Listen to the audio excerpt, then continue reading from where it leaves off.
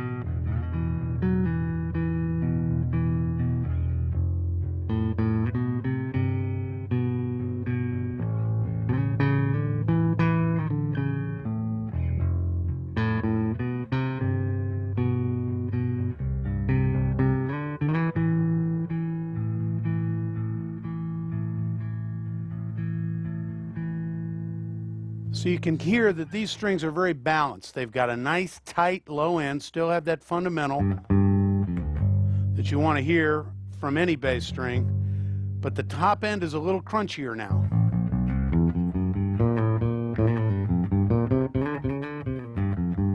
I also find that the dynamic range of this string is probably the greatest of any strings, because flat wounds tend to kind of pull you back and round wounds can sometimes almost overdrive themselves. But with these, you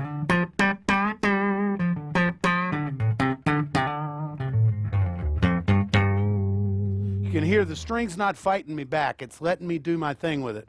And it's great, and then you're getting into the realm where you can really hear the harmonics coming out. And to me, this string really has a great versatility to it, added to the fact that the smooth surface is a little easier on your hands. It's also easier on your frets. And it's incredible for fretless. We're going to talk about that in just a sec. And to me, this is a string where you can roll down, again, you can roll down that tone. You can still get your reggae tone, but you can also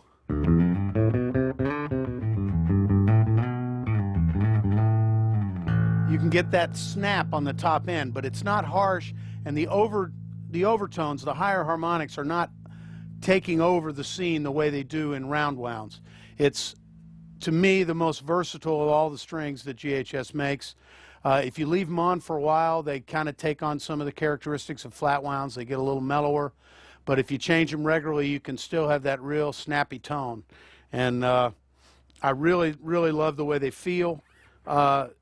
Again, one of GHS hallmarks is consistency, and these strings are they're like a rock that I can put a foundation on. I know that they're going to be there for me. I've never had a bad string. I can say that with the absolute certainty that these strings, when you pull them out of the bag, put them on, bam, you're right there where you left off. And I really love them a lot. I'm going to take 1 second here and change over to a fretless, and we'll talk a little bit more about pressure wounds. So we're back. Wow, it's a fretless bass.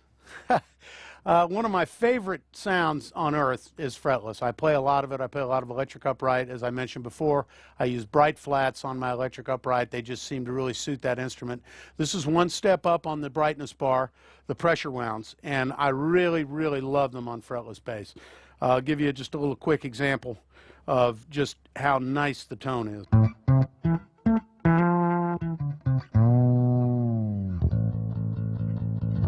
I got a skeleton in my closet. I lock him up with a skeleton key. Something go bump, I know what caused it. It's that bony apparition who lives there secretly. Sometimes I let him out in the middle of the day. He rattles about, but it don't get in the way. His rhythm section when he talks sounds like Morse code when he talks. Writes on blackboards without chalk, he's a calcified anomaly. I got a skeleton in my closet. I lock him up with a skeleton key. Something go bump, I know what caused it. It's that bony apparition in A1 condition. That bony apparition who lives there secretly.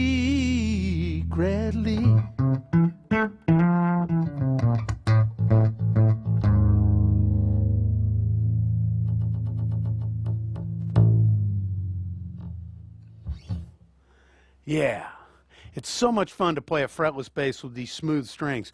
What I really like about it is it allows you to determine whether or not you want to have that big moi, as they call it, of the fretless note where you get that. But you don't have to have that. You can just hit it straight on, and you don't know that it's a fretless bass.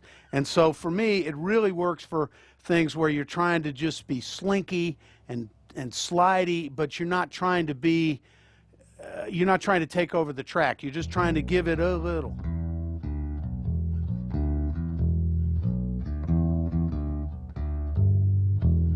Now that could be fretted, it could be fretless, but at any moment you can work the string.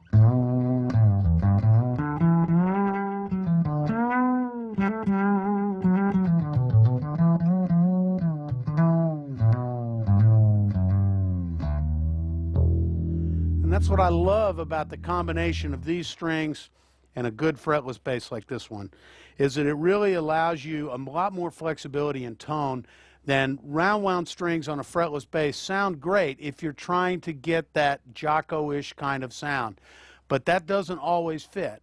And I've been experimenting with these things for a long time, and for me personally, and of course all this stuff is personal taste, I've found that I can get a much wider variety of sounds out of the fretless bass using a smoother string.